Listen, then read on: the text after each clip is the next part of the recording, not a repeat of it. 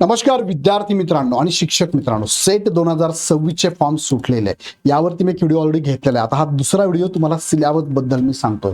थोडक्यात फॉर्म सुटले, परीक्षा पद्धत कशी आणि सिलेबस कसा बघायचा, कुठे आहे आणि कसा सिलेबस आहे, थोडक्यात या व्हिडिओच्या माध्यमातून समजून घेऊया। बघा, फॉर्मचा कालावधी जो आहे, फॉर्म भरण्याची तुम्हाला कालावधी दिला आहे 2 जून पासून ते तुम्हाला 16 जून पर्यंत फॉर्म भरायचा आहे।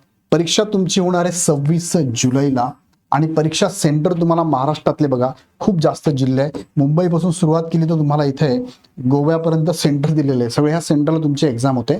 फॉर्म भरताना यापैकी एक सेंटर तुम्हाला द्यायचे, जवळचं सेंटर तुम्ही निवडू शकता।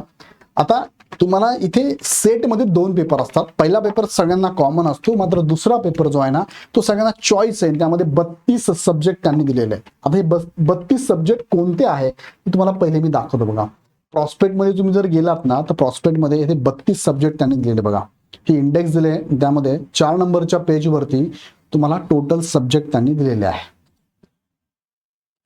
जस्ट मिनिट, हा हे बघा, हे सब्जेक्ट आहे तुमचे। यापैकी कोणताही एक सब्जेक्ट तुम्ही निवडू शकता। बघा, हे टोटल 32 सब्जेक्ट दिलेले आहे। तुम्ही चेक करू शकता कोणते कोणते सब्जेक्ट आहे। त्यानंतर इथे त्यांनी दिलेलं बघा, इथे सेट सब्जेक्ट दिलेला आहे, कोड दिलेला आहे, पीजी कोर्स काय असावा MA ते पण दिलेलं आहे आणि पीजी सब्जेक्ट MA ला काय असावं ते पण दिले तुम्हाला। MA असेल किंवा इतर तुमचं एज्युकेशन MSc असेल, MA असेल, ते त्यानुसार तुम्हाला इथे सब्जेक्ट निवडायचे। आता हे कुठे दिले? प्रॉस्पेक्ट मध्ये दिलेलं आहे। कुठे आहे प्रॉस्पेक्ट? तर तुम्ही सेट एक्झामच्या ह्या वेबसाईटला जर गेलात तुम्ही तर इथे प्रॉस्पेक्ट आहे। बघा, प्रॉस्पेक्टस दिलेलं आहे त्यांनी, तुम्ही डाउनलोड करू शकता। बघा, इथे ऍप्लिकेशन फी आहे, कॉन्टॅक्ट पर्सन आहे, प्रोसिजर आहे, इम्पॉर्टंट इन्स्ट्रक्शन आहे, सिलेबस दिला आहे, क्वेश्चन पेपर आहे, एक्झामिनेशन स्कीम पण त्यांनी दिलेली। बघा, एक्झामिनेशन स्कीम तुमची जी असणार ती कशी असणार आहे, मोड ऑफ एक्झाम कशी, बघा तुमचा OMR बेस मोड आहे, म्हणजे ऑफलाईन तुमची एक्झाम असणार आहे। पॅटर्न ऑफ एक्झाम कसं आहे, फर्स्ट जो पेपर आहे बघा, फर्स्ट पेपर जो असणार आहे 50 question 2 mark 100 मार्कांसाठी, 50 questions all of which are compulsory, सगळ्यांना कंपल्सरी आहे। पहिला पेपरच कंपल्सरी आहे, 1 हॉवरचा, एकाच दिवशी तुमचे दोन्ही पेपर आहे। बघा, 10 ते 11 हा पेपर होणार आहे 26 तारखेला। नंतर दुसरा जो पेपर आहे त्यामध्ये 100 प्रश्न 2 मार्कासाठी ईच क्वेश्चन, असे 200 मार्कांसाठी 100 question all which are compulsory. फक्त इथे जो सेकंड पेपर आहे ना हा चॉईस आहे, तुम्ही काय निवडता त्याच्यावर डिपेंड आहे, मात्र प्रश्न कंपल्सरी आहे। 2 तासामध्ये तुम्हाला हा क्वेश्चन पेपर सॉल्व्ह करायचा आहे। त्यानंतर पुढे जर बघितलं तर पेपर 1 जो आहे हा त्याच्यामध्ये काय काय टॉपिक दिले तुम्हाला डायरेक्टली सिलेबस दाखवतो पेपर 1 चा। बघा, हा पेपर 1 चा इंग्लिश मधला सिलेबस तुम्हाला मी घेऊन जातोय। हा सिलेबस आहे बघा, पेपर 1 चा सिलेबस, ज्यामध्ये काय काय टॉपिक त्यांनी दिलाय। टीचिंग ऍप्टिट्यूडचे हे टॉपिक आहे, तुम्ही स्क्रीनशॉट घेऊ शकता। टीचिंग ऍप्टिट्यूड आहे, मी प्रत्येक वाचून दाखवत नाही तुम्हाला। नंतर युनिट 2 रिसर्च ऍप्टिट्यूड, ह्याचा स्क्रीनशॉट घेऊ शकता। युनिट 3 तुम्हाला कॉम्प्रिहेन्शन आहे, युनिट 4 तुम्हाला कम्युनिकेशन आहे, युनिट 5 तुम्हाला मॅथमॅटिकल रिझनिंग आणि ऍप्टिट्यूड आहे। त्यानंतर युनिट 6 तुम्हाला लॉजिकल रिझनिंग आहे। त्यानंतर डेटा इंटरप्रिटेशन आहे। युनिट 8 मध्ये इन्फॉर्मेशन अँड कम्युनिकेशन टेक्नॉलॉजी ICTचा सिलेबस आहे। युनिट 9 मध्ये पीपल डेव्हलपमेंट अँड एन्व्हायरमेंट आहे आणि 10 नंबरचं युनिट आहे हायर एज्युकेशन सिस्टम आहे। आता हे 10 जे युनिट आहे त्यांनी सांगितलंय खाली बघा, 5 क्वेश्चन ईच कॅरिंग 2 मार्क्स, म्हणजे 10 युनिट जर पकडले तर प्रत्येक युनिटवरती 5 क्वेश्चन असणार आहे, म्हणजे तुमचे जाणार आहे पूर्ण 50 क्वेश्चन असणार आहे। प्रत्येकी 2 मार्कासाठी असे 100 मार्कांचा हा पहिला पेपर असणार बघा। त्यानंतर पुढे त्यांनी सांगितलंय, whenever graphical pictorial questions are set for citing candidate a passage followed by equal number of questions and weightage B set for visual impaired candidate, म्हणजे जे पर्सन विथ बेंचमार्क डिसॅबिलिटी, दिव्यांग उमेदवार त्यांच्यासाठी जर अशी काही इमेज लेवलचे क्वेश्चन असेल तर त्याचे मार्क त्यांना दिले जाणार आहे, असे यांनी सांगितलंय। हा सगळा पहिला पेपर तुम्हाला मी सांगितलं जो की कंपल्सरी आहे। बघा, इथे घेऊन जातो, जो की कंपल्सरी आहे। त्यात त्यांनी इथे सांगितल्याप्रमाणे काय मी तुम्हाला आता जी बोललो बघा, तेच टॉपिक त्यांनी इथे सांगितलेलं आहे। बघा, ज्यामध्ये जनरल नेचर आहे, त्यानंतर कॉम्प्रिहेन्शन आहे, त्यानंतर डायव्हर्जंट थिंकिंग आहे, जनरल अवेअरनेस आहे।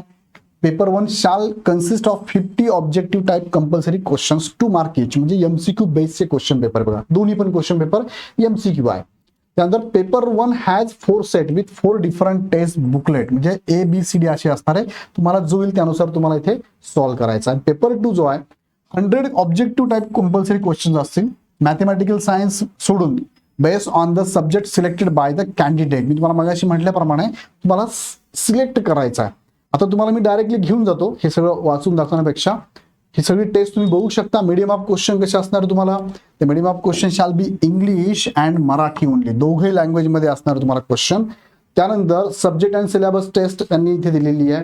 त्यानंतर candidate has to return original MR sheet. Okay, त्यानंतर यात अजून काही महत्वाचं नाहीये.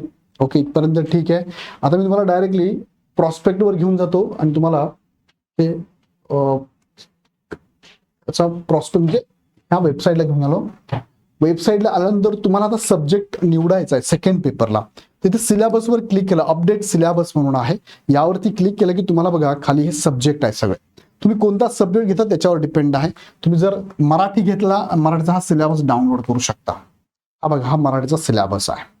As the state agency, Maharashtra state eligibility test, set eligibility test म्हणतो आपण त्याला. मराठी हा त्याचा सिलेबस बघा, व्याकरण, भाषा विज्ञान, त्यात टॉपिक दिलेला आहे. हे सगळे टॉपिक तुम्ही 4 पेजेसचा आहे सिलेबस हा बघू शकता. यानुसार अभ्यास करायचा. म्हणजे तुम्ही इथे जो सब्जेक्ट निवडणार असाल तो चेक करू शकता. आता सब्जेक्ट निवडायचा म्हणजे तुमचं पोस्ट ग्रॅज्युएशनला तो सब्जेक्ट असावा लागेल, तोच तुम्ही घेऊ शकता. त्यानुसार हा सिलेबस तुम्ही बघू शकता. आता इग्नाइट अकॅडमी तुम्हाला काय करते, इग्नाइट अकॅडमी तुम्हाला स्पेशली गायडन्स देणार आहे. बघा काय गायडन्स देणार आहे, तर बिग अनाउन्समेंट तुमच्यासाठी ही आहे की तुम्हाला फ्री बॅच आम्ही युट्यूबवरती देतोय. म्हणजे ज्या चॅनलवर तुम्ही मला आता बघताय, या चॅनलवरती नेक्स्ट वीकमध्ये किंवा एखादा आठवडा आम्हाला शेड्यूल करायला लागेल. या एखाद्या आठवड्यात शेड्यूल झालं की तुम्हाला पेपर 1चा जो सिलेबस जो सगळ्यांना कॉमन आहे त्याचे लेक्चर पूर्ण फ्री स्वरूपात बॅचेस तुम्हाला डायरेक्ट युट्यूबवरती अवेलेबल असणार आहे. पेपर 2 मध्ये आम्ही विचार करतोय कोणता सब्जेक्ट द्यावा, कारण 32 सब्जेक्ट आहे, ते घेणं शक्य होणार नाही. पण ऍटलीस्ट कॉमन जो आहे पहिला पेपर जो सगळ्यांना उपयोगात येईल त्याचं गायडन्स आमची टीम नक्की तुम्हाला करणार आहे. याबद्दल तुम्हाला काय वाटतं मला कमेंटमध्ये नक्की कळवा. आणि त्यासाठी हा चॅनल सबस्क्राईब करून बेल आयकॉन क्लिक करा. आणि विशेष म्हणजे जे विद्यार्थी सेट नेट क्वालिफाईड झाले त्यांनी आमच्या टीमला एकदा कॉल करून इन्फॉर्मेशन तुमची आमच्यापर्यंत पोहोचवा. कारण तुमच्यासाठी एक महत्त्वाचा मुद्दा, महत्त्वाची अनाउन्समेंट मी घेऊन आलोय, ती तुम्हाला आमच्या टीमला कॉल केला की समजेल तुम्हाला. ओके, सो पुढचे काही व्हिडिओ मी तुम्हाला घेणार आहे. बुक लिस्ट असेल, PYQ असेल, स्टडी पॅटर्न असेल. राहिले तुम्हाला दिवस 1.5 महिना वेळ तुमच्याकडे आहे, पण ह्या 1.5 महिन्यात जास्तीत जास्त तुम्हाला रिच होण्यासाठी आमची टीम मदत करणार आहे. त्यासाठी तुम्ही आमच्या टीमला कॉल पण करू शकता. अदरवाईज ॲप डाउनलोड करून हवी ती बॅच पण TET CET संदर्भात जॉईन करू शकता. अदरवाईज यूट्यूब सबस्क्राईब करून ठेवा, हा चॅनल सबस्क्राईब करून ठेवा. तुम्हाला मेसेज येईल जेव्हा आमचं लेक्चर चालू होईल. मेसेज आला की चेक करा आणि ते लेक्चर तुम्ही अटेंड करा. युट्यूबवरती लेक्चर लाईव्ह पण असणार आहे आणि ते रेकॉर्ड स्वरूपात पण तुम्हाला एनी टाइम अवेलेबल असणार, काळजी करू नका. सो याबद्दलची ही इनिशिएटिव्ह तुम्हाला कशी वाटली मला कमेंटमध्ये कळवा. आणि अशाच प्रकारचे नवनवीन चॅनल व्हिडिओ अपडेट बघण्यासाठी हा चॅनल सबस्क्राईब करा. पुन्हा व्हिडिओ आपण नेक्स्ट व्हिडिओमध्ये. धन्यवाद.